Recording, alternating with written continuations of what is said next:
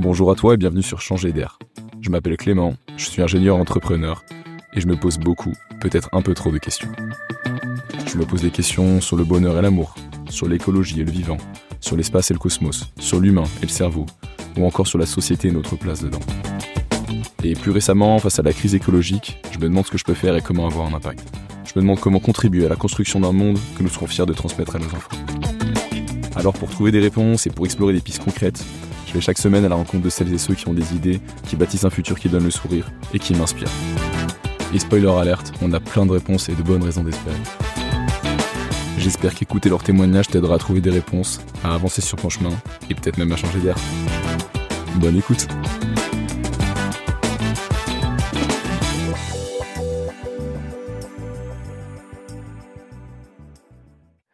Aujourd'hui, on se retrouve pour un épisode un peu spécial, puisque l'invité, le docteur André Ullmann, est un de mes anciens mentors. Dans ma précédente entreprise qui développait des tests de dépistage pour la tuberculose, vous allez comprendre pourquoi et comment il nous a vraiment aidés à prévoir la mise sur le marché de nos dispositifs médicaux.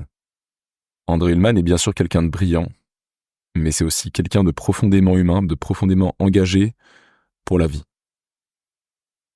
Et cet épisode, c'est l'histoire de son parcours et l'histoire de son combat pour sortir et développer la pilule abortive d'abord, puis la pilule du lendemain.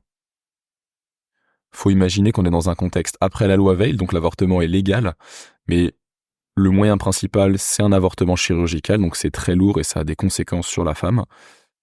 Et l'innovation d'André, en fait, permettrait par une pilule de pouvoir avoir le même résultat, à savoir un avortement. Donc il y a un réel besoin, une réelle utilité qui est partagée par des milliers de femmes et des milliers de gynécologues. Je vous en dis pas plus et je vous laisse écouter toutes ces aventures, tous les obstacles qu'il a dû relever pour enfin pouvoir sortir ces deux pilules. Bonne écoute. Bonjour André. Bonjour Clément. Merci beaucoup de m'accueillir. Je suis très content, comme je te l'ai dit. Pour ceux qui nous écoutent, André est une des premières personnes qui nous a aidés sur l'aventure d'Epilab avec la tuberculose. Absolument. Et donc c'est joie de revenir dans ce bureau, même si c'est plus pour Epilab. La première question, que j'ai envie de te poser, c'est quoi pour toi réussir ta vie avant de lancer dans ton parcours? Ça, c'est une question, je dirais, très personnelle dans sa perception. Ouais, Parce qu'on peut réussir, c'est quoi réussir sa vie? D'abord, quelle vie? c'est vrai. Moi, je pense que c'est pas simple de répondre à cette question, parce qu'encore une fois, on peut réussir une vie professionnelle et rater une vie personnelle et inversement. Mhm. Et puis, la vie a aussi tellement de composantes qui sont évidemment professionnelles, personnelles, mais il y a l'environnement, il y a la sociologie, etc. Donc, je sais pas trop ce que ça veut dire réussir sa vie. Moi, j'aurais tendance à dire, c'est être capable de se regarder dans la glace sans rougir. Voilà. Moi, c'est un peu ça ce que j'aurais tendance à dire, en sachant qu'on peut rougir quand même de certaines choses. Je pense pas qu'on puisse avoir une vie parfaite, mais disons, en gros, c'est ça, pour moi, réussir sa vie. Merci. Voilà. Est-ce que tu peux m'attendre du coup de nous raconter cette vie qui a été la tienne? Et en commençant par ton enfance, parce que je t'ai eu une scolarité un peu folle au début. Oui, alors, initialement, je suis médecin de base. Et ça a été quand même ma grande profession et ma grande formation. Donc, j'ai eu une enfance heureuse, au sens que j'avais des parents qui étaient eux-mêmes médecins et qui, je dirais, vivaient dans l'aisance matérielle. Il n'y avait pas de problème. Je dirais, j'ai une scolarité au lycée catastrophique parce que j'étais pas adapté à l'enseignement secondaire tel qu'il était pratiqué en France. Mais par chance, je dirais, avec des parents qui m'ont protégé et j'ai pas été fichu dehors du système scolaire. Finalement, donc j'ai pu faire des études de médecine. Est-ce que ça veut dire que le système scolaire n'évalue pas les bonnes choses? En tout cas, à l'époque, je dirais, j'étais pas adapté. Et je dirais simplement, on va appeler ça l'injustice. L'injustice, c'est que j'avais des parents qui ont pu me sauver et me rattraper. J'avais un filet de sécurité. J'aurais peut-être pas eu ces parents, je me serais retrouvé en échec scolaire et peut-être délinquant ou je dirais faire autre chose. Bon, mais comme ça, on peut pas refaire. Et mais donc, en fait, je me suis retrouvé à faire de la médecine et là, ça s'est bien passé et j'ai fait, une spécialité de néphrologie, Ouais. où j'ai été à l'hôpital, Necker pendant 7 ans comme chef de clinique, et dont je suis parti en l'année 83, essentiellement parce que, à l'époque, il fallait pouvoir être nommé professeur pour pouvoir rester dans l'institution et que je voulais pas attendre des années avant une nomination hypothétique. Ouais. Donc voilà, et donc je suis parti et je suis rentré dans l'industrie pharmaceutique. T'as fait une double thèse, je crois? Ouais, je En suis à plus la de fois faire de docteur la... en médecine et docteur en sciences. Et c'était quoi tes motivations à l'époque, de se lever tous les jours, aller à Necker, Je dirais, quand on est jeune, la motivation, c'est de faire son boulot et c'est de faire des choses intéressantes. On se projette pas tellement sur l'avenir. Quand j'étais chef de clinique, je me projetais sur un ami qui serait celui d'être nommé professeur, mais c'est pas arrivé. Et donc, finalement, j'ai laissé les choses un peu se faire. Et puis, finalement, j'ai choisi, de dire, moi, je vais rentrer dans l'industrie pharmaceutique parce que, j'étais intéressé par fabriquer des médicaments et je trouvais que c'était une approche, intéressante, pour un médecin. D'accord. Et dans ton livre, tu racontes que tu avais une association qui récoltait des fonds à partir de la Oui, alors ça, c'est faisais. effectivement, en plus des petits soucis, pendant ma carrière hospitalière universitaire, en effet, j'étais dans un laboratoire dont le patron avait un petit peu détourné, de l'argent. Et je dirais qu'à l'époque, j'étais jeune et je lui avais, écrit, même pas dit, écrit, que j'étais pas d'accord. Et donc, je me suis fait fiche à la porte. J'ai perdu toutes mes chances de me faire nommer dans un avenir proche, un poste. Bon, ça se passait il y a longtemps. J'ai eu du mal à m'en remettre, je dois dire. C'était une blessure très longue, qui a mis du temps à cicatriser, mais bon. Tu le savais? Ce qu'il allait arriver, tu le savais forcément, avec cette hiérarchie que... J'étais assez impulsif à l'époque. Il aurait peut-être parfait 10 ans plus tard, mais ouais, je me disais bien que si j'écrivais un courrier comme ça, très agressif, ça allait pas bien se passer. Le regret que j'ai eu, c'est que j'ai eu aucun soutien de la part de la fac. Ça a été, c'est pour ça la blessure, elle est là. Parce que si au moins j'avais un soutien, ça aurait pu changer les choses. Je ne l'ai pas eu. Oui. Mais bon. Voilà. Mais c'est comme ça. C'est un fait qui est ancien et c'est fait. Est-ce que, du coup, ta relation à l'autorité de l'hôpital était saine ou tu trouvais ça, tu trouvais que l'hôpital fonctionnait de façon saine? C'est un autre monde. À l'époque, l'hôpital, il fonctionnait, je dirais, mieux que ce que j'en entends dire maintenant. Ok. Je pense que, oui, je pense que ça fonctionnait bien, dans des conditions matérielles qui étaient excellentes, entouré de gens, d'excellente qualité. Donc oui, ça fonctionnait très bien. Ok. Et donc, t'es parti chez Roussel. Donc, je suis parti chez Roussel Uclaf, en fait, parce qu'un de mes anciens chefs de clinique qui était lui-même entré et il m'avait dit, écoute, viens, j'ai un poste pour toi si tu veux. Bon, voilà. Et ça s'est passé comme ça. Ça se passe plus comme ça. Il faut quand même reconnaître. Et donc, il m'a proposé un poste pour m'occuper des activités cardiovasculaires de Roussel Uclaf. L'idée étant que, comme j'étais néphrologue, je connaissais bien l'hypertension artérielle, je connaissais bien cette activité, ouais. Et donc j'étais fait pour ça. Et à ce moment-là, tu t'es pas dit, tu changeais de métier quand même, tu passais de docteur avec des patients. Oui, je changeais de métier. Alors, j'ai gardé pendant quelques années une consultation à l'hôpital, mais c'est vrai que je changeais de métier. Quelque part, je faisais un autre métier intéressant et me posais pas trop de questions à ce sujet. Tu te posais pas de questions, c'est incroyable. J'en posais. Mais j'ai gardé ça toute ma vie. J'étais médecin, donc quelque part, je me disais, faire des médicaments, c'est une autre manière de soigner les gens. Hein. Et je reste toujours convaincu que c'est vrai. Je sais, on en parlera peut-être, que l'industrie pharmaceutique n'est pas aimée, mais néanmoins, l'industrie pharmaceutique, elle a fait des produits qui ont sauvé des millions de gens. Et donc, je pense qu'il faut le voir positivement. Et à l'époque, je me disais, je vais rendre service en développant des produits cardiovasculaires nouveaux. Et c'est ce que tu as fait? C'est ce que j'ai fait, en fait, pendant quelques mois. Et il se trouve qu'au bout de quelques mois chez Roussel-Uclaf, un soir, je l'ai raconté dans mon bouquin, j'ai été appelé par le patron. Alors là, le patron...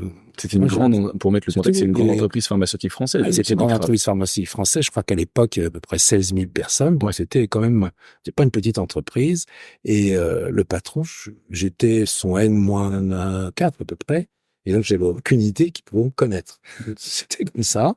Et en fait, il m'a fait venir un soir en me disant vous avez entendu parler de notre produit qui s'appelle le Héroï 486, le produit abortif.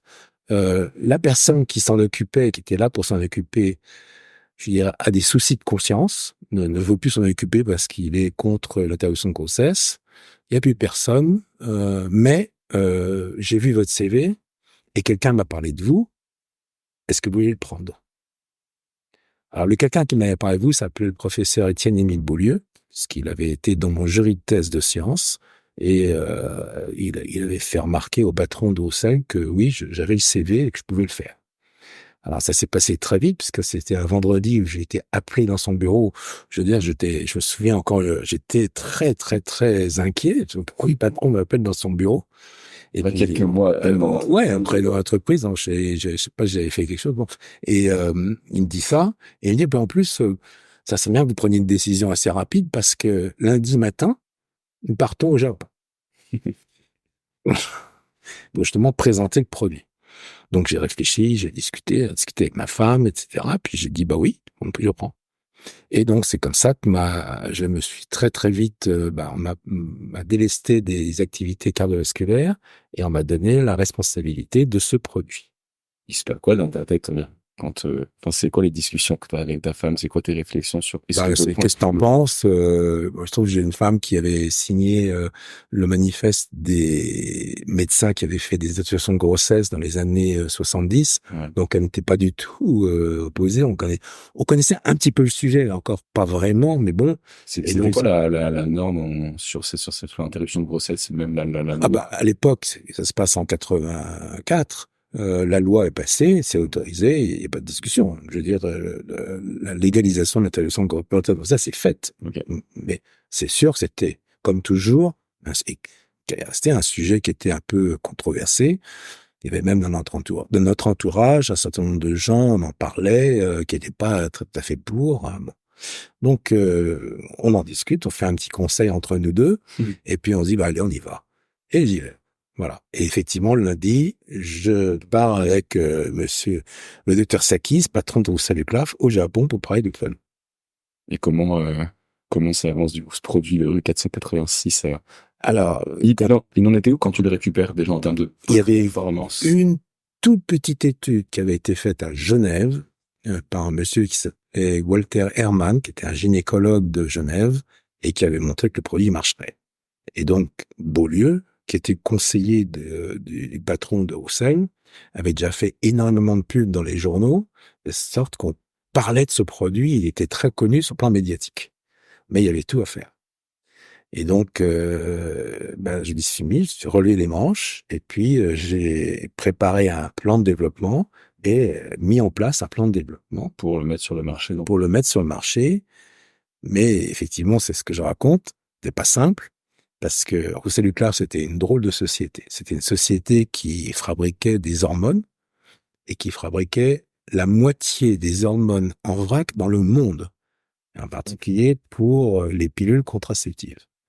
Mais en même temps, c'était une société qui n'aimait pas ces produits, c'est-à-dire qu'un certain nombre de gens de Roussel-Uclaf étaient parfaitement opposés à la contraception, je ne parle pas d'avortement, mais parfaitement opposés à l'idée de contraception, ne voulaient pas en entendre parler, de sorte que paradoxalement, par exemple, Roussel-Uclaf n'a jamais commercialisé une pilule contraceptive, je dirais, internationale.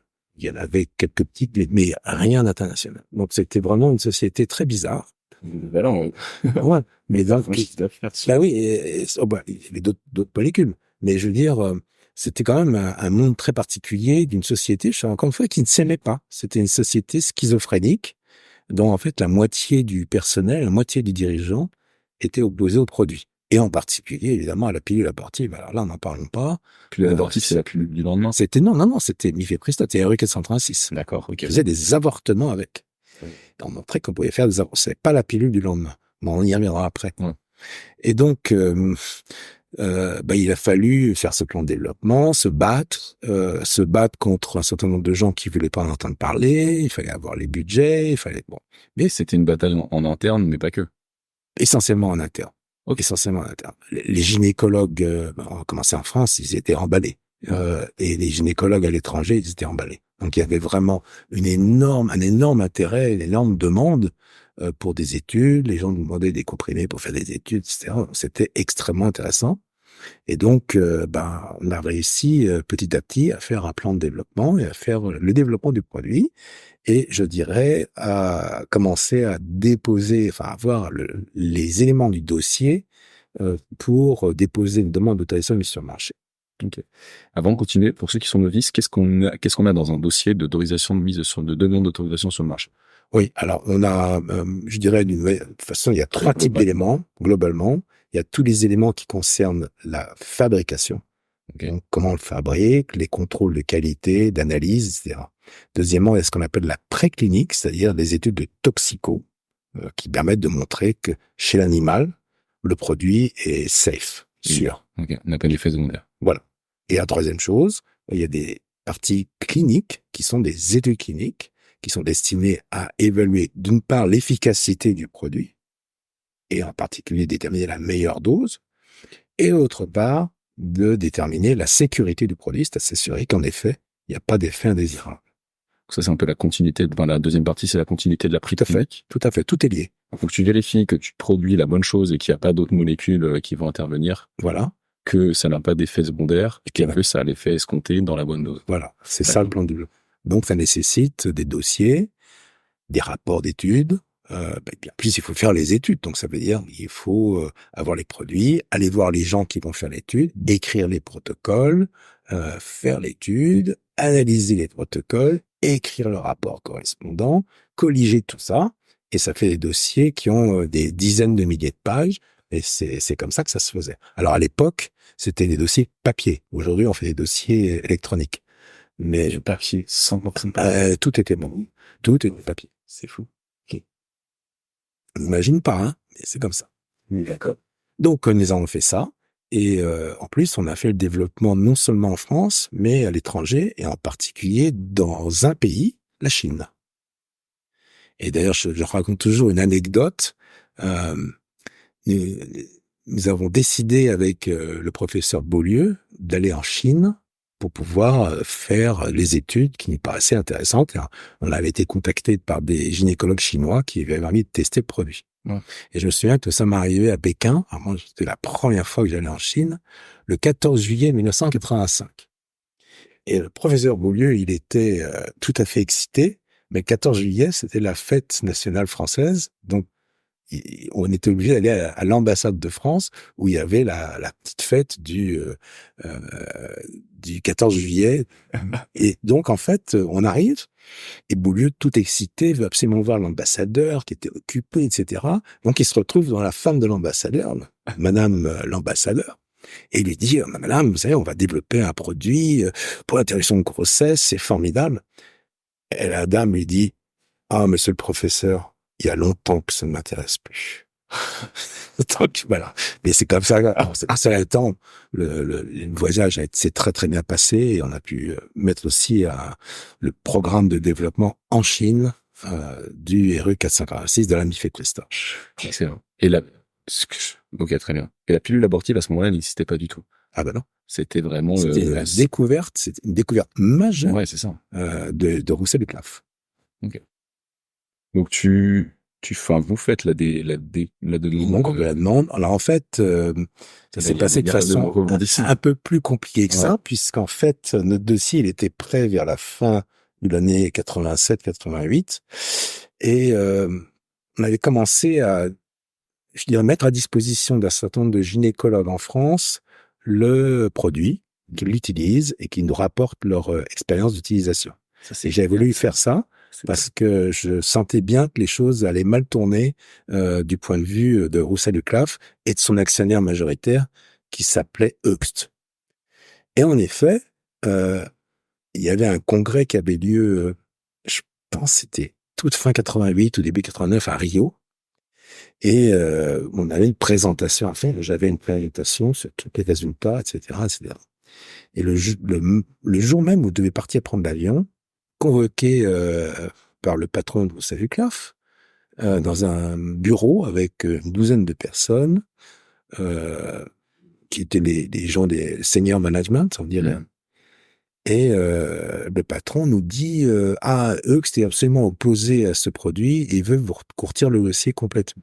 Euc, c'est la société allemande. La société allemande, actionnaire principal de Roussel. Ouais. Juste avant ton départ. Bien, qui fut ça avant mon départ. Et donc. Et alors que le produit utilisé par des gynécos. Il était déjà utilisé. Et sert la vie, sert les femmes. Complètement.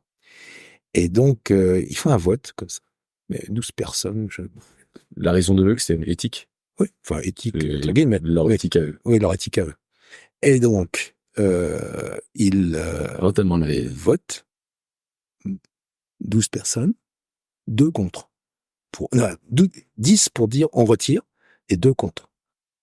Donc un produit qui est utile. Oui. Qui fait gagner de l'argent à une entreprise. Enfin, il faisait pas encore gagner, parce qu'il ne faisait pas encore. Qui est en train d'être commercialisé, qui a nécessité d'investissement. Ah ben, on retire. Ok. André, vous dépatouillez, mais vous retirez, vous arrêtez tout. Et mais monsieur, qu'est-ce que je dis à Rio en présentant? Vous vous dépatouillez. Je pars à Rio et je rencontre Beaulieu. Et je lui dis à Beaulieu, il retire. Ok. Et là, je te dire, j'ai jamais vu une histoire comme ça. C'est-à-dire qu'en gros, Beaulieu, en l'espace de 5 heures, 6 heures, a été capable de convoquer tout le congrès. Évidemment, il y avait à peu près 2000 représentants, 2000 gynécologues à 2000 mondiaux sur place. Et puis, il contacte le ministère de la Santé en France, constate le ministre, Evin. Et finalement, au bout de la journée, il y a une énorme pétition qui est signée dans le congrès. Et surtout, il arrivait suffisamment à levier Evin, qui publie un arrêté en disant le RE406, c'est la propriété morale des femmes, hors de question de le retirer. Extraordinaire. Alors que c'était la propriété qu'elle de Roussel. Oui, complètement. Ouais. Mais propriété morale des femmes, c'est resté. Ouais, et donc, en fait, Evin, il appelle donc le patron et il dit, il faut vous remettre ce dossier tout de suite. Et donc, le dossier est remis. Et il suit son développement. Finalement, il passera en commission d'évaluation à l'agence de médicaments et il sera homologué. En sachant d'ailleurs qu'il y a une autre tentative de le retirer et qui s'est assez mal passé, puisqu'en fait, c'était au moment de l'instruction du dossier, une nuit, ils ont été dire à l'agence, non, on le retire. Et il se trouve que j'ai su ça, et alors là, j'ai rappelé Beaulieu, et Beaulieu a rappelé à ce moment-là Sakis, le patron de Roussel, en disant, tu fais pas ça, tu le laisses. Et moi, le lendemain, j'ai été convoqué par Sakis, qui m'avait confié le patron Roussel qui t'a dit développe-le. Passé un savant, mais n'avez pas le droit de donner l'information à l'extérieur de Roussel-Uclaf, je te ferai vous virer, etc., etc. Finalement, il ne l'a pas fait. Et puis, les choses sont passées, le produit a été homologué. Donc voilà. Donc ça, c'est l'histoire française. C'est magnifique. Et juste, au moment où on a l'homologation, donc c'est en 89, on a l'autorisation de mise sur le marché, on l'a au même moment en Chine. C'est-à-dire qu'on a eu deux pays en même temps, France et Chine. Donc voilà l'histoire. J'ai une question sur toutes ces tentatives d'arrêter ce produit. J'imagine que c'est pas simplement ça. Comment t'as vécu des gens qui viennent te dire en fait c'est immoral de faire de la pilule contraceptive? Pas bien. Pas bien. Comment tu as fait ça, toi? Pas bien, parce qu'en fait, je fais un certain nombre de réunions. J'ai le nom de personnes très précises en tête, mais disons, Monsieur Human, notre éthique nous interdit de faire des médicaments dans l'interruption de grossesse. Quelle réunion? C'est le genre de choses que j'avais. Bon. Alors, heureusement, il y avait quelques personnes qui étaient pour. J'étais minoritaire, hein. Parce que toi, t'étais un jeune dans cette histoire-là. Ah bah oui, j'étais un gamin. J'étais dur. En plus, c'est vrai que j'avais un lien particulier entre le patron de Roussel, donc Édouard Sakis et moi, où on était, même s'il s'est opposé, même il a voulu retirer le produit en 89, je dirais, on avait un lien particulier. Et quelque part, je court-circuitais toute ma hiérarchie. Je veux dire, j'avais lien direct avec le patron de la boîte. Ce qui faisait que ça créait quelques jalousies. Et avant de continuer sur cette aventure qui n'est pas finie, en fait, Non. tu t'as dit que tu avais donné ce produit à des gynécologues alors qu'il n'est pas autorisé à être mis sur le marché. Oui, ça c'était dans le cadre Ça, d'essais c'était avant. cliniques, ça c'était tout à fait légal. Ça, c'est légal. Oui. Donc en fait, C'était dans le cadre d'essais cliniques. tout ça, c'était. Et donc tu dis, c'est un essai clinique, je le fournis au gynécologue. Ouais. Ok. Et en fait, pour donner des chiffres, on a récupéré des dossiers de un peu plus de 16 000 femmes qui ont servi, en particulier aussi à l'homologation. 16 000 femmes, jamais un produit n'avait eu ça au moment d'un dépôt d'AMM. C'est unique. T'as jamais le temps de, tu fais non. sur un minimum de patients et tu le déposes. Oui. Ce qui montre que le produit, il a été encore plus étudié que la plupart des médicaments qui sont sur le marché. Okay. Donc voilà l'histoire. C'est la première partie de l'histoire. Et c'est quoi la deuxième partie alors il y a une deuxième partie qui est que, évidemment, il y avait un certain nombre de pays qui voulaient l'enregistrer, qui voulaient l'homologation. Et en fait, on était dans une histoire à l'envers. Habituellement, c'est l'industrie pharmaceutique qui recherche une autorisation de mise sur le marché. Là, on avait des agences de médicaments qui venaient nous voir en disant, mais vous déposez votre dossier, on veut absolument que vous déposiez votre dossier. On veut pouvoir proposer ce produit. Mais en fait, Roussel était absolument opposé parce que son actionnaire majoritaire était contre. Et donc, ils avaient édicté des règles qu'il fallait que ce soit demandé par le ministre de la Santé du pays, c'était des règles absurdes. Okay. Mais ce qui fait que il y a eu deux pays qui ont tout de suite joué le jeu, ça a été la Grande-Bretagne et la Suède. Ouais, on a été tout de suite homologués. Et ensuite, eux qui nous ont dit, ah non, stop, vous arrêtez, il n'y a plus rien. On ne fait plus, même si vous nous demandent, on le fait. Donc, on a arrêté. La rue 486 s'arrête. Il s'arrête, vous ne déposez plus de demande. Alors ça, c'est la première chose. La deuxième chose, qui est quand même assez extraordinaire. Les Chinois, autorisation de mise sur le marché. Ouais. Et qu'est-ce qui se passe? Ils envoient un purchase order, un bon commande. Un bon commande. Ouais. Et là, branle-bas le combat chez Roussel, surtout chez eux. Mais il est hors de question de donner ou de vendre du produit en Chine.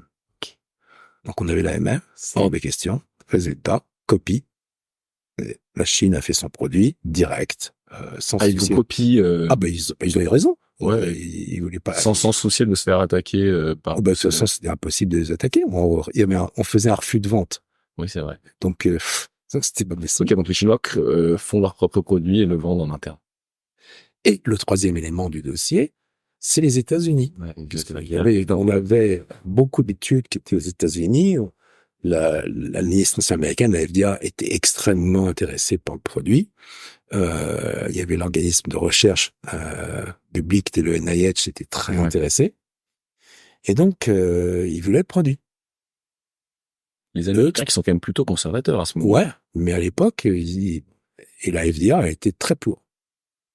Mais Höchst, pas question, on va boycotter, si vous mettez un produit, c'est un problème éthique, entre guillemets, éthico-marketing, c'était mélangé. Finalement, qu'est-ce qui se passe? Un certain Clinton est élu, cette première décision, c'est d'envoyer une lettre à Höchst en disant que déposez le dossier. Et là, Höchst peut pas dire non. Eh ben si, ils ont dit non. Et ils ont dit, mais dans ces conditions, on va donner les droits, donner. Ok. Ils préfèrent donner les droits que de vendre ça. À une organisation non-profit, et on veut plus en entendre parler. C'est-à-dire qu'on donne tout. Je veux dire, on fait don. C'est-à-dire, on donne le même, en plus, le know-how, l'expertise pour fabriquer, etc. C'est quand même assez particulière. Ouais. On donne tout. Et donc, c'est ce qui s'est passé. On a donné, Roussel a donné, on a été forcé de donner à un organisme qui s'appelle Population Council, qui a reçu le produit, et qui l'a fait fabriquer. Ils ont mis 7 ans à le fabriquer. Ils ont quand même mis du temps. Et finalement, ils ont trouvé une boîte qui l'a commercialisé aux États-Unis. Et cette fois-ci, avec profit. C'est-à-dire qu'en fait, la boîte en question, elle gagne de l'argent. Mais Roussel n'en a jamais touché, puisqu'en fait, l'idée, c'était que Roussel n'avait rien à vendre à l'affaire. Donc voilà l'histoire, et voilà ce qui s'est passé. Donc là, à ce moment-là, c'est vendu aux États-Unis par cette... Ça a été vendu à partir de 2000, hein. Donc on est, ils ont mis 7 ans. Et ils n'ont pas été très rapides. Mais on n'a pas eu le choix. Et toi, qu'est-ce que tu fais alors à ce moment-là? Alors, bon, est-ce que tu es particulièrement proche, enfin, pourquoi c'est si important pour toi, là, l'avortement à ce moment-là? Parce que j'avais la conscience qu'on avait découvert, je dirais, une des inventions majeures dans le domaine gynéco du deuxième moitié du siècle. Hein. En ce sens que la première invention majeure, c'était la pilule régulière. Ouais. Et là, on avait une molécule qui était unique. Je veux dire, donc c'était vraiment une invention majeure.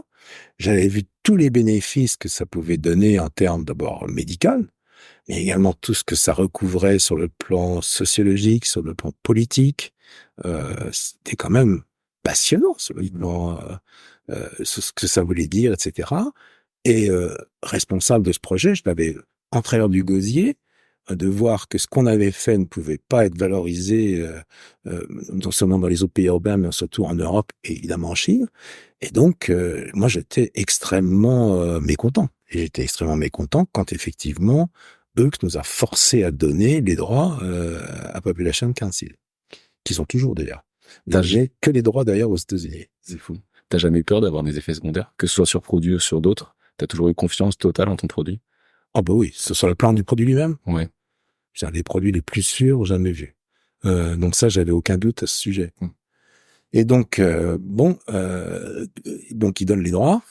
Et là, c'est vrai que j'ai voulu, à un moment, j'ai été voir Sakis, je lui ai dit, bah, si c'est ça, moi, je vais aller voir Population Council et je vais leur proposer de commercialiser le produit aux États-Unis. Donc, j'étais prêt à partir aux États-Unis pour commercialiser. Avec Population Council. Je pense que eux, ça a vu le coup venir et ils ont dit interdiction à Population Council de faire travailler qui que ce soit qui aurait pu travailler sur le dossier-là. Donc, j'étais barré. Donc, voilà. Est-ce que tu comprends aujourd'hui qu'est-ce qu'il y avait derrière toute cette énergie mise par Hughes pour que ce produit ne se dévoile pas? C'est une éthique très profondément ancrée qui... le patron de Hughes, c'était le copain, un copain de l'archevêque de, je crois, de Cologne, un truc comme ça. C'est religieux. C'était un problème religieux. C'est tout le problème de l'avortement, hein, je veux dire. Il y a plein de pays où c'est toujours interdit pour des raisons religieuses. Donc, je pense que uniquement ça, hein. Ça a toujours été ça. Et donc, ça nous a échappé aux États-Unis. Et là, c'est là où ça va changer un peu sur ma carrière, parce que quelque part, on pouvait plus rien faire en Europe. Moi, j'en avais par-dessus la tête. Et puis en plus, j'avais découvert qu'une indication que j'aurais aimé faire avec le RE86, c'était justement la pilule du lendemain. Parce qu'une des utilisations possibles, c'était de faire la pilule du lendemain. Donc, j'en ai parlé à Roussel, etc. Et puis, évidemment, les gens de Roussel ont dit non, on fait rien du tout, on arrête. Et là, l'idée pour moi a germé de m'intéresser plus à la pilule du lendemain, globalement. C'est-à-dire, et ce qui s'est appelé en fait la contraception d'urgence, c'est-à-dire en fait la pilule qu'on prend quand on a un rapport non protégé. J'ai trouvé ça marrant, le nom contraception d'urgence. Oui, c'est ça en fait, c'est le nom, c'est la dénomination officielle. Ouais. Et en fait, ce qui s'est trouvé, c'est que je trouvais que c'était extrêmement intéressant et je dirais, certes, on pouvait utiliser le RU490, mais il y avait peut-être d'autres molécules qu'on pouvait utiliser. En combinaison? Non, mais pas en combinaison, seul, à la place. Et donc, en fait, notamment, il y avait une étude qui était mise en place par l'OMS, qui utilisait un progestatif, une progestérone, dans cette indication et qui voulait montrer que c'était extrêmement intéressant. Et donc, moi, je vois ça et je me dis, puisque c'est comme ça, peut-être que moi, j'ai envie de monter ma boîte pour justement faire une pilule du lendemain. Une contraception d'urgence. Et c'est là que naît dans mon esprit la notion, l'idée de HR Pharma. Et donc finalement, j'en parle à Sakis qui me dit ouais, moi je peux rien faire, mais allez donc voir le patron du conseil de surveillance de Roussel, qui s'appelait Henri Monod, monsieur qui avait 25 ans de plus que moi. Le H de HRA. Et le H de HRA, et avec qui je discute, et il me dit ouais, c'est vachement intéressant. Je pars avec vous. Ok. Je le fais. Et là, donc tu t'es dit, je pars sur ma propre boîte. Et je pars sur ma propre boîte et je décide de créer HRA Pharma. Alors, il se trouve que l'idée est née en 93-94. Et puis, en 95, j'avais encore à savoir les idées claires à ce sujet.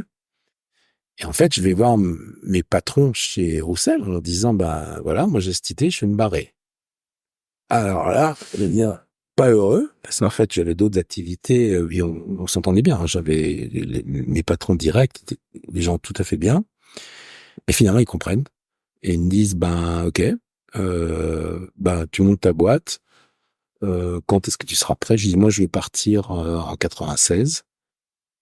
Ils me disent, écoute, en 95, on te délie de toute activité chez Roussel Madoff. C'est une belle... Mais tu peux faire ce que tu veux. Évidemment, tu as ton salaire et tout. C'est un beau cadeau, ça. C'est un beau cadeau. Ouais. Donc, j'ai eu 1 an complet de cadeaux de Roussel. Je l'ai payé, mais je faisais ce que je voulais. Okay. Sans contrepartie, en plus. Non. Je pouvais bénéficier de toutes les infrastructures. Ah ouais.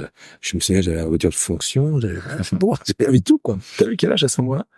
Écoute, c'était en 95, 80.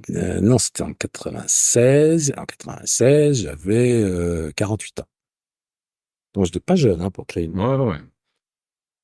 Et donc, je prépare, je réfléchis à tout, on discute beaucoup avec Henri de la manière de faire. Ouais. Et puis finalement, on arrive à trouver le moyen, en mettant nos propres sous, pour bien voir les choses, pour développer la société. Tu dis que c'est le financier de l'équipe. Enfin, alors, ça sera lui qui va faire toute la finance, mais moi, j'étais pas mon truc. Hein. Okay. Je suis pas un financier, j'ai jamais été. Et en plus, je peux pas dire que ça m'embête un peu. Oui, c'est pas mon... Enfin, franchement, c'est pas ma tasse de thé. Et donc, Henri, il était très content, il s'occupait de ça. Et donc, le 1er avril 1996, je quitte Roussel et Claf, je me souviens très bien. Je suis arrivé, je suis allé chez Roussel, j'ai donné les clés de ma voiture, et je suis reparti en métro. et après, ça a commencé à être sérieux, parce qu'en fait, là, j'étais sans filet. Hein. Et donc, là, tu deviens un peu réellement entrepreneur. Tout. Là, j'ai lagué par terre. Hein. J'ai fait tout. Je me suis installé dans ma maison à Paris, dans mon bureau. Ouais. Je faisais tout, c'est-à-dire écrire les protocoles, chercher les produits, tout. Par Internet à l'époque. Ah non, il commençait à y avoir Internet. Ouais, Internet. Et il y avait quand même l'informatique, c'est-à-dire qu'en gros, c'est ce que je dis toujours, j'aurais jamais pu réussir à faire HRA s'il n'y avait pas eu déjà tableau Excel, etc. Il y avait déjà. D'accord. Et Internet commençait juste. Mais juste. Et donc, on démarre la société. Et en fait, finalement, pour la faire brève, la société, donc on se dit, le 486, on va pas y toucher. Ouais. Mais il y avait donc cette étude de l'OMS qui montrait que une molécule qui s'appelle lévonorgestrel serait un très bon contraceptif d'urgence, etc. Et quand moi je vois ça, je me dis, mais c'est évident que c'est ça qu'il faut faire, mais on s'est précipité pour développer une pilule, ça a trouvé un fabricant, trouver le produit, et le mettre sur le marché. On a déposé un dossier en 1998. Donc, de 96 à 98, ça a été difficile. En 98 aussi. T'expliques que c'est une période difficile de ta vie? C'est une période difficile parce que je faisais mon salaire, je vivais sur mes réserves.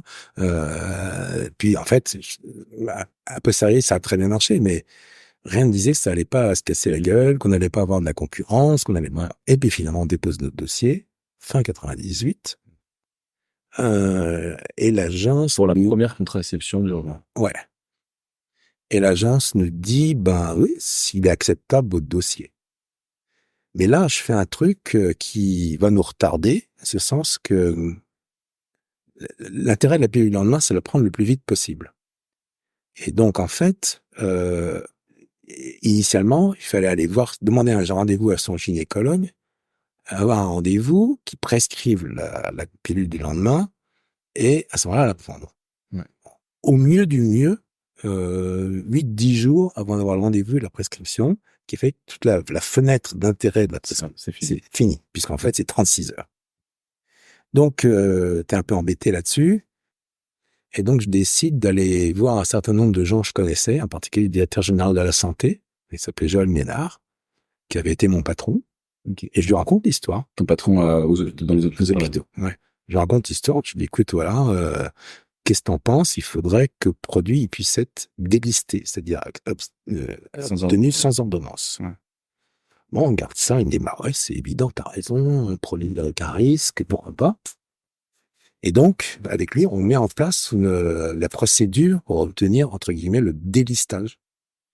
Ce qui fait qu'il fallait demander à l'agence de médicaments, bien sûr, mais il fallait demander comment dirais-je, aux organismes un peu officiels, type Académie de pharmacie, Académie de médecine, etc. Donc il y avait tout un circuit. Incidemment, tout le monde était contre, en particulier l'Académie de médecine, parce qu'évidemment, c'était sans prescription, ça n'arrangeait pas les médecins. Oui. Ouais. Et les pharmaciens, ils n'étaient pas très pour parce que ça allait leur tomber dessus, c'était eux qui allaient avoir à distribuer, etc. Donc, il y en a qui voulaient pas perdre leurs patients et d'autres qui voulaient pas avoir trop de clients. Quoi. Voilà. Mais ils voulaient pas trop s'en occuper. Puis en plus, c'était un domaine qu'ils comprenaient pas, qui était un peu politiquement incorrect. Ils avaient pas envie de s'en mêler. Okay. Mais finalement, Joël Ménard, il se débrouille et on arrive à avoir le statut d'automédication, donc de délisté. Et c'est le ministre Kouchner qui l'a signé. Et donc finalement, on obtient notre AMM, mais avec du retard, on a perdu 6 mois parce que la procédure faisait que l'agence ne donnait pas notre AMM parce que ils attendaient qu'on sache s'il serait avec ou sans prescription. Okay. Et donc, on a lancé le produit en France en juin 1999. Et il y a eu des choses qui sont passées. Tout s'est mal passé. Tout s'est mal passé d'abord parce que toi, à ce moment-là, juste quand ça se lance, t'es soulagé, tu te dis mon produit, il va enfin sortir. Déjà, je suis quand même soulagé, il y a une autorisation de mise sur le marché. Ouais. Mais quelque part, moi, je suis pas un homme de marketing, je savais pas trop vendre. Donc, je me dis, je vais jamais y arriver tout seul. Donc, je vais voir un certain nombre de partenaires possibles, de distributeurs. Et en particulier, je tombe sur une boîte pharmaceutique qui s'appelle Bezin, qui me dit, ah oui, on va vous le vendre, c'est très bien, etc. Sauf que Bezin, ce qui l'intéressait, c'était de vendre ses propres produits en prescription. Et ils acceptaient mal de penser que le produit pourrait être sans prescription. Donc, ok, on confie à Bezin le produit. L'objectif, c'est que vous avez mis un produit sur le marché. On a l'autorisation sur le marché, on donne un distributeur. Une distribution. Voilà. Et il nous donne, il a un prix de transfert et il nous donne une royalty sur la... Et en fait, tout se passe mal, c'est-à-dire que la première chose, c'est que le produit, il est donc délisté. Donc, il y a les boîtes de produits délistés ne correspondent pas aux boîtes qu'on met sur le marché. Donc, ça c'est mon été, août 1999. Et concrètement, tu as des boîtes avec des symboles. Il y a un cadre rouge. Ouais. Il y a un cadre rouge dans les médicaments. Ouais. Voilà, médicaments sur prescription. Ok. Et dans les boîtes. Et donc, les pharmaciens. Pas de cadre rouge parce que délisté. Voilà. Ok. Et les pharmaciens, qui étaient quand même pas très aidants, disent, ah bah non, on peut pas le délivrer parce qu'il a la cadre rouge, et vos boîtes, elles ont un cadre rouge, on peut pas le délister. Ce qui fait qu'au milieu du mois d'août, j'ai un appel de l'agence de médicaments, et ils me disent, on va être désolé, mais vous allez faire un retrait de l'eau, parce que vous pouvez pas laisser des boîtes qui sont pas conformes, il faut les retirer. Retrait de l'eau, on était 5 dans la boîte, même pas, on était 3, 4. Avec des dizaines de milliers de boîtes. Alors, il y avait pas mal de milliers de boîtes. Bezin, vous fout, démerdez-vous. Et heureusement, on avait anticipé le truc parce qu'on s'est dit, on avait fait fabriquer suffisamment de boîtes sans les cadres rouges. Ça, on avait bien anticipé, de sorte qu'on peut faire effectivement le retrait et le switch est remplacé immédiatement par la moitié. Enfin, on a eu chaud. Et donc, ça a été... Tout ça au téléphone, en fait. Au téléphone, c'est quand même... Je me souviens que j'étais en vacances, je suis revenu, il fallait quand même aller à l'agence, il fallait discuter, il fallait quand même voir le show. Et puis, donc ça va pas là. Et puis, ça s'est mal passé en plus avec Bezin, parce que Bezin, du coup, ils étaient plus du tout intéressés, donc ils faisaient aucune activité, je dirais, promotionnelle. Et finalement, on a dit, puisque comme ça, on va reprendre notre produit. Et là, on est assigné en justice par Bezin, référé d'heure à heure. Ils ont repris ça. Et en fait, finalement, ils ont perdu leur référé. Mais donc, on a fait tout ça dans une boîte qui avait, 5 personnes, pas beaucoup de moyens. Et on y est arrivé. C'est dingue de dire qu'Assin est capable de passer d'une molécule à une pilule du lendemain sans sur le marché, quoi. Ce qu'il faut aussi dire, c'est que moi, j'ai eu l'aide de beaucoup. Il y avait une diaspora de Roussel. C'était très intéressant. Ouais. Il y avait beaucoup de gens de Roussel-Clave qui étaient partis à la retraite, etc. Puis ils avaient fait des plans de départ anticipés. Ouais.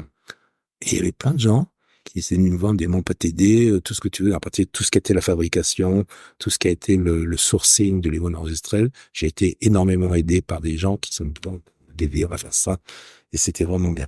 Et donc, mais bon, quand même, sur ce plan, je me souviens très bien, il fallait écrire le dossier, je sais, parce qu'avec la fille qui s'occupait des enregistrements, Nadine Vincent, Ouais. on était assis sur la moquette par terre en train de faire des reliures, en train de coller des agrafes. On faisait tout. Hein, on faisait tout. Ouais. Ok. Donc voilà. Donc ça c'est l'histoire. Et puis effectivement là Pour récupérer du bon produit. Donc d'abord pour Norlevo, ça s'est quand même très bien passé en ce sens qu'une fois qu'on a eu l'AMM en France, on a fait l'AMM en Europe. Ouais. Et le produit il a pu se vendre et c'était un très grand succès commercial. Bravo. Est-ce qu'il y a une différence entre ta vie de chez Roussel et ta vie d'entrepreneur? Complète. Chez Roussel, j'avais quand même le luxe, il y avait des gens, j'avais une secrétaire, mais c'était un autre monde. C'était une autre période. Comment tu t'es senti dans cette nouvelle vie, c'était ton nouveau métier en fait. C'était mon nouveau métier, oui. Là, j'étais assez content. Moi, j'aime bien. D'abord, j'aime bien mettre les mains en cambouis, je peux dire. Ouais, ça me gêne pas du tout de faire faire des reliures, etc. S'il faut, je le fais. Oui, c'était dur.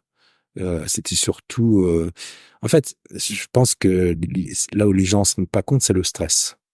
Parce que, d'abord, quand tu commences à grandir en tout cas, même quand il y a 5 personnes, faut les payer à la fin du mois. Donc déjà, faut quand même que tu aies l'argent à la caisse. Ouais. Et ça, c'est très angoissant. Je veux dire, une entreprise. Oui, il fallait que l'argent rentre. Donc tu découvres ce que c'est qu'un besoin de fonds de roulement. Sur le terrain, une trésorerie. Et là, heureusement, j'avais Henri Monod sur le dos qui me disait, la trésorerie, etc. Vous savez qu'on peut couler une boîte sur la trésorerie, là. Moi, je dis, ok, mais bon, j'ai ce que je peux. Puis c'est vrai, quand, par exemple, on a 6 mois de retard sur l'AMM, c'est énorme. Trésorerie, il faut tenir. Donc, je veux dire, oui. Donc c'est vraiment extrêmement angoissant. Donc j'ai passé beaucoup d'années d'angoisse. L'angoisse aussi sur Norlevo, c'est que il y a quand même de la compétition qui a commencé à se réveiller. Donc il fallait être sûr qu'on n'allait pas se faire dégager du marché. Ouais. Il y a eu des problèmes de brevets. Enfin, on a tout eu. Mais comment t'as géré ces angoisses, ces difficultés? Comment tu les surmontes? J'ai surmonté. Tu fonces? Ouais, je fonce. Ouais, je fonçais. Tu fais problème solution. Ouais. Et le chose, je te racontais, hein, la chose la plus terrible, c'est que c'est les problèmes, tu les vois la nuit. Quand tu dors pas, tu vois les problèmes qui sont magnifiés dans la nuit. Tu dis comment je vais faire, etc., etc. Mais en même temps, tu réfléchis. Et donc, c'est très angoissant, mais on trouve les solutions. Donc voilà, ça a été. Et puis en fait, donc Ashera s'est développé par d'autres produits. Ouais. Puisqu'en fait, Ashera j'avais voulu faire aussi développer des produits en cancéro que Roussel n'avait pas développé. Et j'ai toujours pensé qu'il fallait le faire. Donc, on a développé un produit qui s'appelle l'Isodrène, qui est un produit qui est toujours sur le marché, qui sert à traitement de certains cancers de la surrénale. Donc ça, on a fait ça. Et la force, en fait, en tant qu'entrepreneur et docteur, c'est que tu voyais des besoins de patients et tu étais capable de voir comment on pouvait y pallier. Le fait d'être médecin, c'est hyper important. C'est extraordinaire. Parce que tu vois les problèmes et tu vois les besoins. Et ça, pour moi, ça a été toujours un film conducteur. Et donc, en fait, à ma question, qu'est-ce qui te drive, finalement, la réponse? C'est être médecin et de soigner les gens. Et en fait, que ce soit pour l'avortement, mettre un produit abortif sur le marché, ou que ce soit mettre une pilule le lendemain, ou que ce soit mettre un produit dans le cancer de la surrénale, on soigne les gens. Et donc, on apporte un bénéfice. Okay. Et c'est en ça que ça m'a toujours drivé. Finalement, tu as vendu Ashera. Et c'est quoi les... Ashera, oui, donc bon, c'est développé, c'est très bien. On a fait une deuxième génération de contraceptifs d'urgence, Ella One. Tout ça, ça s'est très bien développé. Alors, sur mon plan personnel, c'est qu'à partir de 2009, moi, j'en avais marre de dire, ça faisait 13 ans que j'avais Aschera, j'en pouvais plus. Mais j'avais une très bonne numéro 2, Erin Guéner, et on a convenu ensemble qu'elle prenait les rênes de la société, c'est-à-dire qu'elle est devenue le CEO, et moi, je suis devenu le président de la société. On avait préparé longtemps le coup à l'avance avec Erin, parce que moi, je voulais pas non plus faire je me sentais assez vite dépassé. Tu veux pas lui donner la patate chaude non plus. Non. Et je voulais donc, on a préparé 2 ans à l'avance. Elle a fait en plus l'INSEAD pour être bien prête. Et je dirais, on n'a pas fait les choses comme ça à la dernière minute. Et donc, elle a pris les rênes de la société en 2009 jusqu'à 2016. C'est elle qui a été la patronne.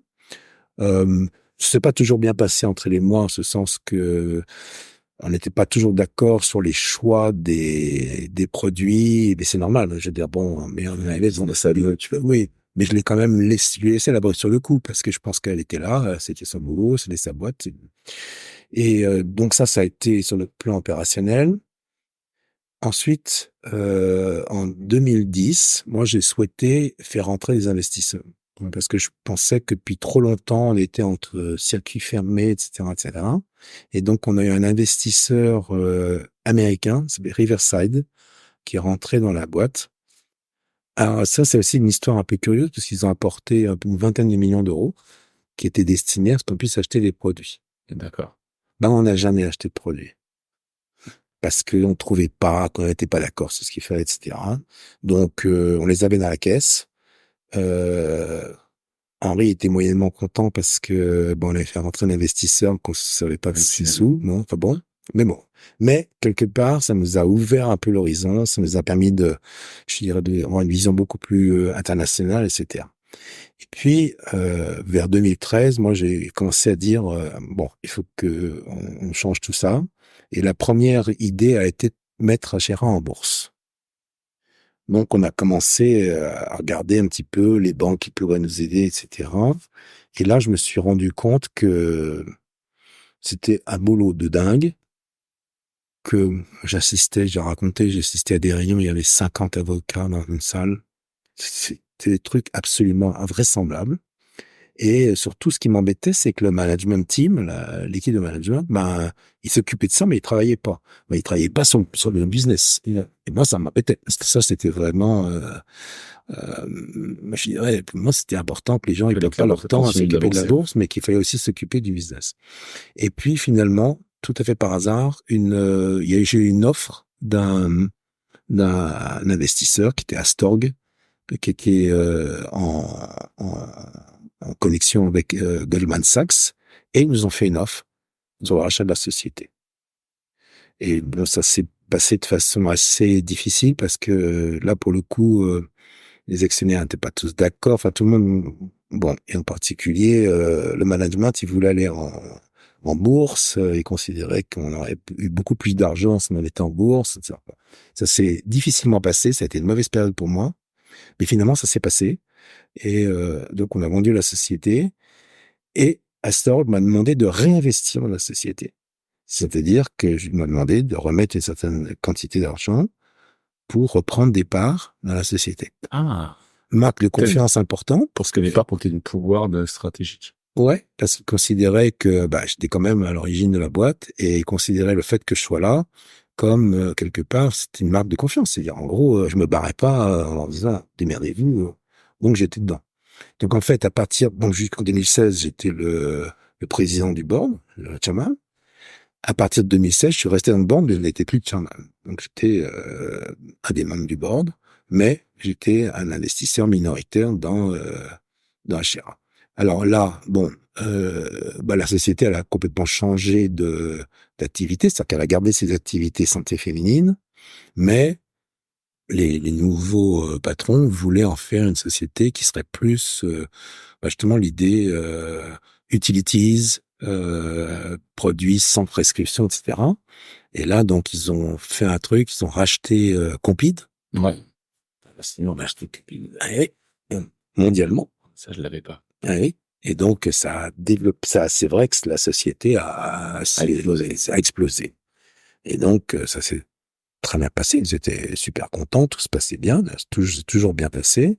Et en 2000, en avril 23, ils ont vendu la boîte à Berigo, qui a racheté tout.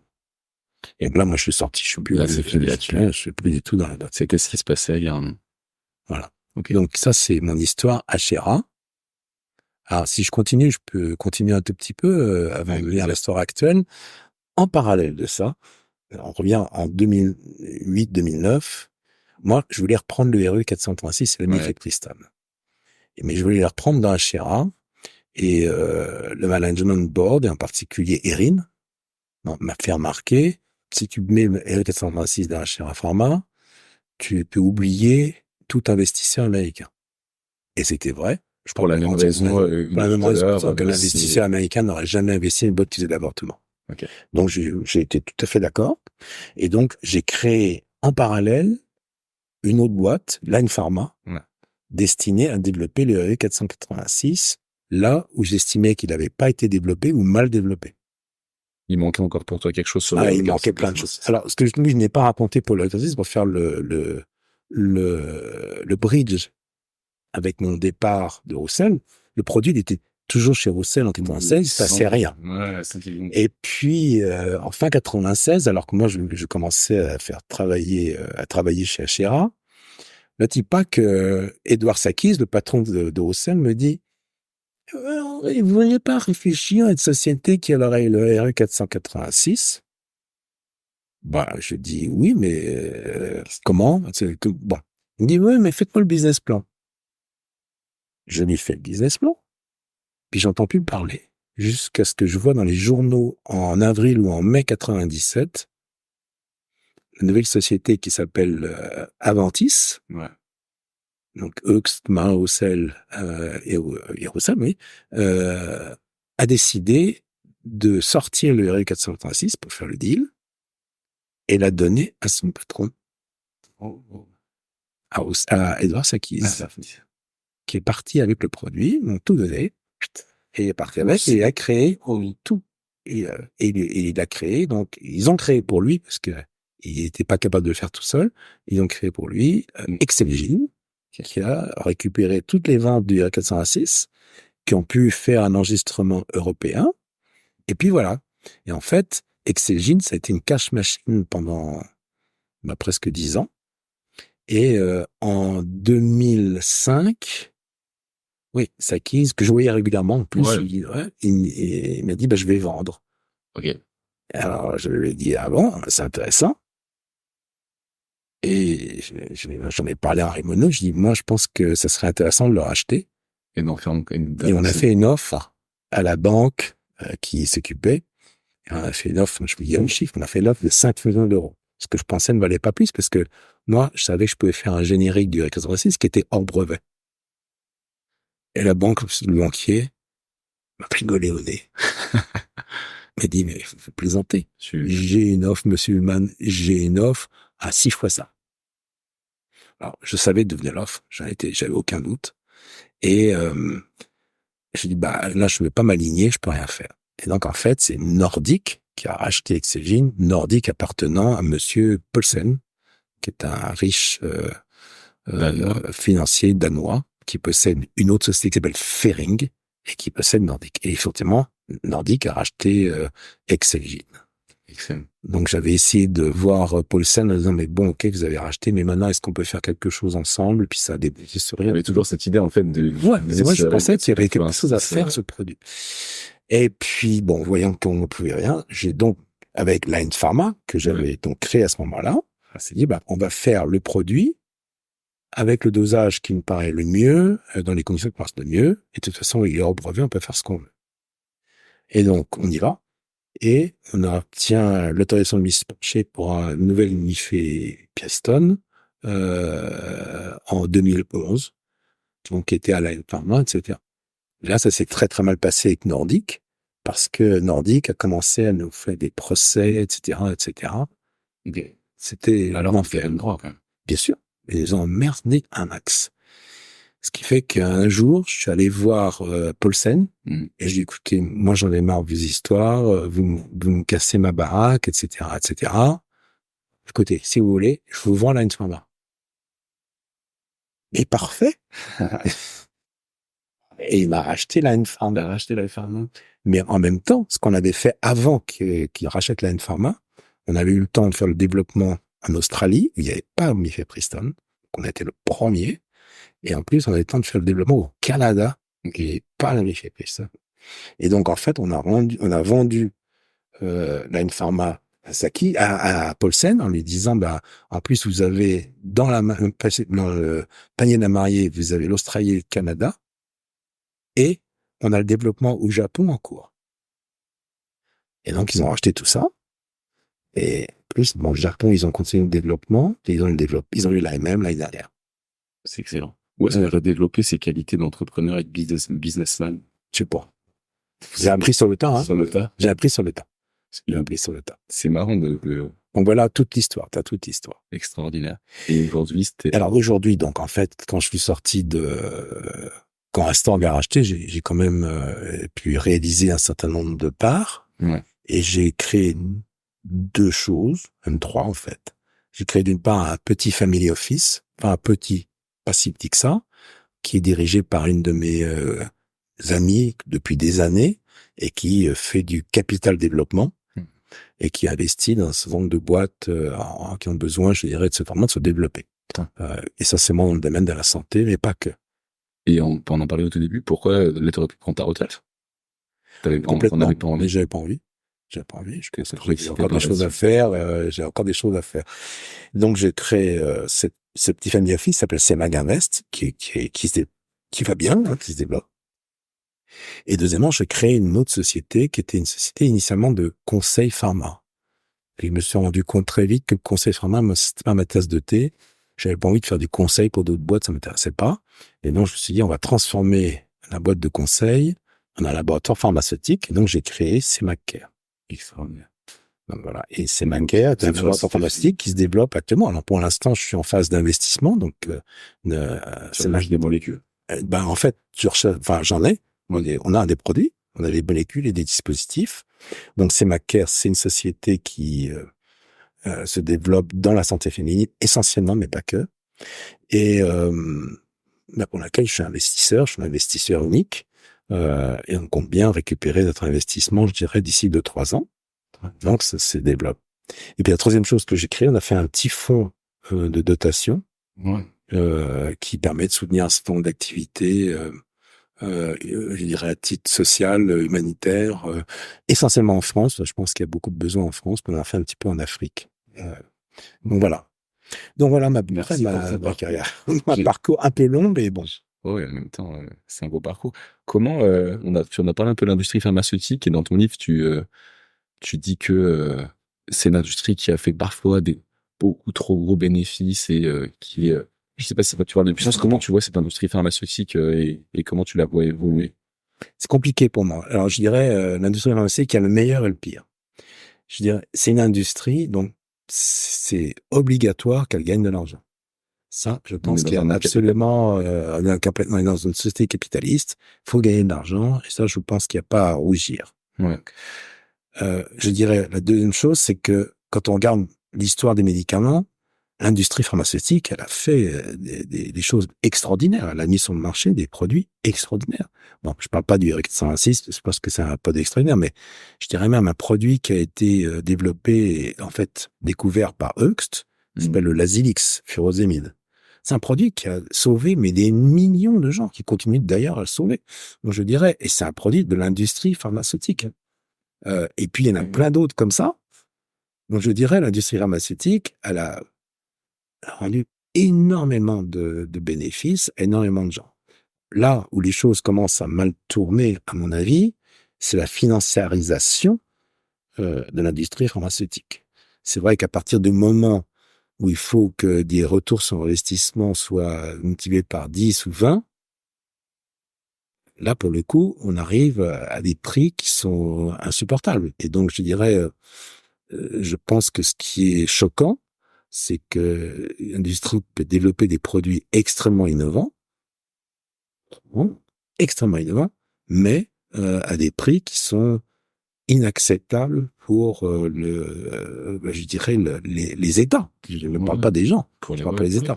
Et qui vont limiter l'impact des produits, en fait. Ben oui. Et donc là, moi je pense que c'est, je dirais, inqualifiable. Alors, bien entendu, comme toujours, les médias, les réseaux sociaux racontent n'importe quoi. Je veux dire, l'industrie, elle a développé des vaccins. Je dirais, vaccin contre le Covid, on était bien content qu'il soit là.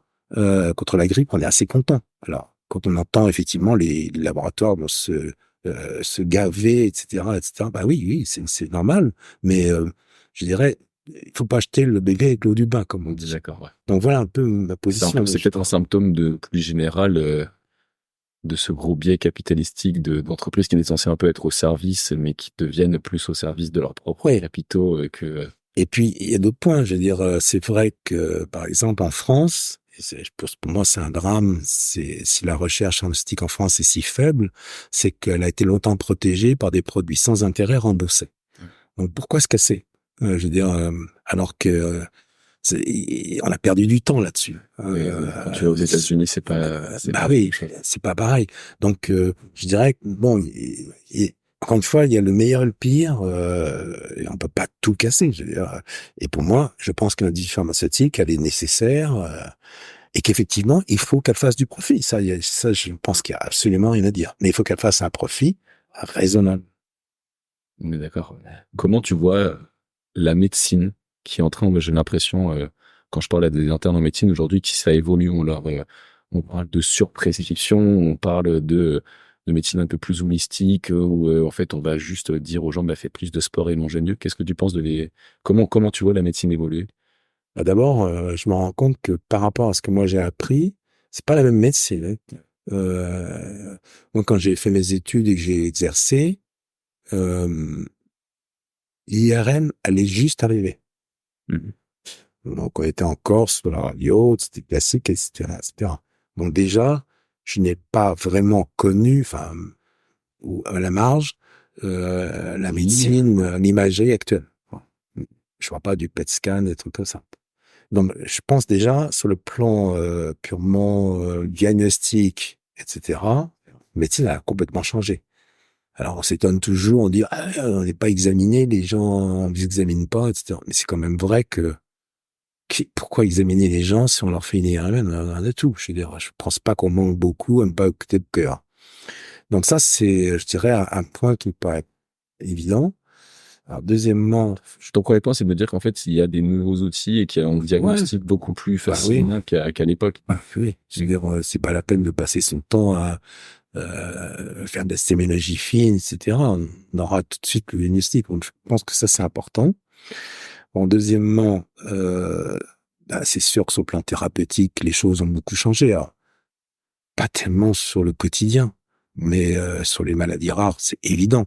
Et surtout, on est en train d'assister à des changements absolument incroyables. Je lis le New England Journal of Medicine toutes les semaines.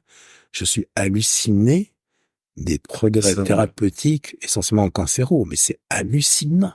Il suffit de prendre le dernier numéro de cette semaine sur, je procédais sur les triglycérides, sur cancer du poumon en petites cellules. Je veux dire, c'est hallucinant. Donc ça, c'est des choses qui changent. Ouais. Alors le problème, c'est que comme toujours, il y a une espèce de dichotomie entre médecine qui est extrêmement évoluée, etc., puis le commun des mortels. Bah, je pense en effet, et surtout en France, on n'a aucune politique de prévention. Ouais. C'est sûr j'ai vu un chiffre, un Français sur deux est en surpoids. Mais oui, mais il n'y a pas qu'un Français sur deux. Hein, ouais. Mais je veux dire, c'est ça. Oui, je pense que il n'y a pas vraiment de politique de prévention. Et quelque part, c'est là, c'est un vrai problème. Je veux dire, nos habitudes de vie sont en fait, moi je trouve ça fou qu'on soit d'un côté capable de guérir des cancers et que de l'autre côté on est la sédentarité, la malbouffe. C'est ça qui. Mais alors, c'est encore plus extraordinaire quand même. C'est que on vend du coca, on vend des sodas, les gens deviennent obèses. Mais heureusement, et c'est ça qui est quand même frappant, on sort des produits. On parle des GLP-1 agonistes, Ozempic, qui sont très coûteux. et qui vont permettre de traiter ça. Donc, on a une espèce de cercle vicieux. Bon, je sais pas si tu as vu, il y avait une pièce de théâtre qui était Knock. Oui, Knock qui créait des maladies. Je veux dire, quelque part, on pourrait dire l'obésité, on la crée et on la traite. Donc c'est vrai qu'on rentre dans un cercle. C'est pas les mêmes industries. Il y en a qui font de l'argent. Non, c'est pas les mêmes industries, mais en gros, rendant malade et d'autres qui font de l'argent. Elles se retrouvent en bourse. Donc je veux dire, les dividendes sont servis par l'une ou par l'autre. On est d'accord. Non, mais c'est ça qui est quand même très frappant. Alors, et puis, sur l'industrie pharmaceutique, c'est peut-être ce que je comprends de la crainte entre guillemets des gens qui vont pas avoir confiance en se disant en fait c'est des industries qui ont tout à gagner à ce qu'on soit malade. Ben oui. Et c'est des paroles que j'ai déjà entendues et en fait c'est vrai. Mais c'est faux. C'est complètement biaisé et c'est pas faux du tout. C'est pas faux du tout. Alors voilà, ça parle de l'obésité. Encore une fois, c'est pas l'industrie pharmaceutique qui a créé le Covid, contrairement à ce qu'on raconte. Et donc c'est pas elle. Et je pense que ils ont été capables de sortir un vaccin efficace, etc. Alors oui, certes, ils ont gagné beaucoup d'argent, mais bon.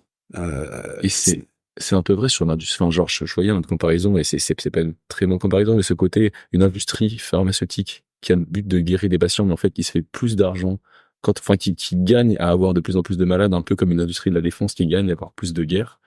Comment est-ce qu'on règle ce problème un peu inhérent à se dire, c'est pas normal, en fait, qu'une entreprise dont la mission est de soigner gagne plus d'argent quand on a plus de malades, quoi. Comment tu sors de ce cercle un peu vicieux? Je pense que c'est difficile de sortir de ce cercle. En fait. Mais néanmoins, il peut y avoir quand même, justement, au niveau gouvernemental, supra-gouvernemental, un certain nombre de règles. Oui, qui peuvent limiter. Je pense qu'il peut y avoir quand même des moyens de réglementer. Je pense également le problème des brevets est un problème. Je veux dire, l'industrie aussi, elle bénéficie des brevets. Je veux dire, le jour où les brevets tombent, et puis lui, il s'écroule. Je veux dire, seulement des marges et tout. C'est vrai. Donc, c'est vrai qu'aujourd'hui, par exemple, les Olympiques, ils l'ont breveté en 10 ans, mais quand il tombera, il tombera. Donc voilà. Donc c'est aussi ça qu'il faut prendre en considération. Bon, je veux dire, encore une fois, moi, ce qui me frappe, c'est plus aussi l'absence totale, oui, de prévention, d'éducation éthique. Je pense même, par exemple, au niveau des coûts de santé. Il y a des réservoirs d'économie sans changer quoi que ce soit. Je veux dire, la qualité des soins en France, je prends la France, qui sont même majeurs. Je veux dire, il suffirait déjà de regarder un tout petit peu l'argent qu'on dépense à faire de l'imagerie pour rien. Ou les examens pour rien. J'en parlais avec ma copine sur le cancer du sein. Et qui expliquait en fait que finalement, c'est pas forcément du tout une bonne idée de faire des radios à toutes les femmes. C'est même au contraire très négatif. Ça crée du stress, ça crée plein de choses. Alors que c'était une étude qui prouvait qu'en fait, un dépistage massif avec des radios était moins efficace qu'un dépistage de la palpation. Comme tu dis, un gain économique. Et par exemple, le fric que dépensent les sécurités sociales pour le dépistage du cancer de la prostate avec les phosphatacines. C'est une honte. C'est une honte. Je veux dire, mais il n'y a aucun contrôle, la Sécu, elle rembourse, alors que les guidelines sont précis à ce sujet. Donc voilà, bon, c'est ça qu'on peut dire. Quel conseil tu donnerais à un jeune qui sort d'études, que ce soit un médecin, un ingénieur, quelqu'un qui sort du bac? Qu'est-ce que tu dirais? Je dirais d'abord que, fais ce que tu veux, ce qui te plaît.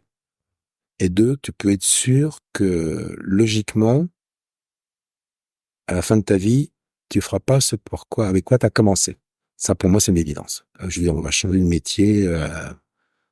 Moi, j'ai changé de métier, je veux dire, de facto. Oui. Et je pense qu'il il faut changer, il faut accepter, et que c'est, au contraire, c'est ce qui fait la richesse de la vie. C'est dire, on fait des choses nouvelles, etc. Et après, il faut pas avoir d'idées préconçues et de peur et de s'auto-censurer. Enfin, c'est comme ça que je vois les choses. J'ai une dernière question. C'était celle de l'humanité. C'est lié à la crise écologique. Je sais pas si t'es sensible à ce sujet, mais comment tu vois notre civilisation, notre société je dirais à plus long terme, parce qu'on sait ce qui va se passer. On sait ce qui va se passer dans les 50 prochaines années, mais comment on sait ce qui va se passer dans les 50 prochaines années. On sait pas, mais on connaît les crises écologiques, on connaît ce monde capitaliste qui s'enlise en fait, enfin s'enlise, accélère, et les problèmes avec les réseaux sociaux, on a des problèmes de santé mentale. Enfin, il y a beaucoup de choses qui dégringolent nos systèmes de santé à nous. Tu vois, tu disais les hôpitaux, tout ça, on sait que ça dégringole, mais du coup, ça crée une prise de conscience à côté. Ouais. Qui est en train de se dire, en fait, on a fait beaucoup de conneries. On boit du Coca tous les jours. On a fait beaucoup de conneries. Qu'est-ce qui D'abord, qu'est-ce qui va il y a un peser dans truc la qui balance? s'appelle, je crois, la loi de Schumpeter, c'est-à-dire qu'il faut détruire pour pouvoir reconstruire. Ah ouais, je la Bon, connaissais donc pas. ça, c'est, je pense que c'est nécessaire. Ok. Deuxièmement, moi, je sais pas ce qui va se passer dans les 50 prochaines années, j'en sais rien, mais C'était un peu mais hardcore. on peut aussi être optimiste, se dire, alors si on prend par exemple l'histoire du réchauffement climatique, peut-être, je me trompe peut-être, mais peut-être que la technologie fera que on va trouver des solutions. Ouais. Je sais rien. C'est beau, mais Bon, moi, ce qui me frappe, ce qui me semble une évidence, c'est que l'homme, il reste toujours l'homme. C'est-à-dire qu'en gros, depuis l'Antiquité, il a progressé, il a fait plein de progrès technologiques, etc. ouais. N'empêche qu'il reste l'homme avec les mêmes problèmes, la même jalousie, la même envie, et c'est ça qui est frappant. C'est qu'en gros, ça changera pas. Mais je vois pas que Et la même envie d'avoir toujours plus. On a plus de confort qu'on a eu, et on en c'est veut. le même désir de puissance, etc. Ouais, Ça, c'est vrai. sauf à inventer des produits qui permettraient de, je sais pas, de bloquer la testostérone. Moi, j'ai vu une bande dessinée de Luz à ce sujet. Mais je vois pas que ça change. Tu vois mal, c'était un peu le sens de ma question. Tu me vois mal à dire, OK, on a réalisé en fait qu'on en veut toujours plus et que c'est pas bon pour nous. Parce que enfin, moi, quand je vois mes parents, ils me parlaient de la société de consommation comme quelque chose de lambda, en fait. C'est voilà, on consomme, et c'est pas bien, c'est pas bien, c'est normal. Et je trouve que, enfin, c'est peut-être mon milieu déjà bourbarisé, mais on se dit, OK, la consommation, en fait, c'est pas bon pour grand chose. On surconsomme des choses qui n'ont aucun intérêt, ça détruit, ça prend des ressources qui n'ont pas d'intérêt, et donc, moi, j'ai une espèce de petit espace de dire, en fait, là, on est en train de réaliser que ça, ce que tu viens de décrire, justement, on en veut toujours plus, on est toujours jaloux, peut-être qu'on est en train de trop changer, ou justement, comme tu dis, l'homme reste toujours l'homme, et ça... Sauf s'il y a une modification génétique, c'est peut-être pas impossible. Comme dans le meilleur des mondes, c'est pas forcément souhaitable, je pense. Je suis pas sûr que ce soit souhaitable, mais je les sens pas comme ça. Et alors, il peut aussi y avoir, moi je sais rien, dans un domaine mais peut-être un peu long, un peu court, je sais pas, mutation génétique qui fait qu'il y a une surespèce qui apparaît, qui va faire tout le monde. Mais sur 200 ans, pas sûr, peut-être sur 2000 ans, peut-être, ou 10 000 ans. Mais oui.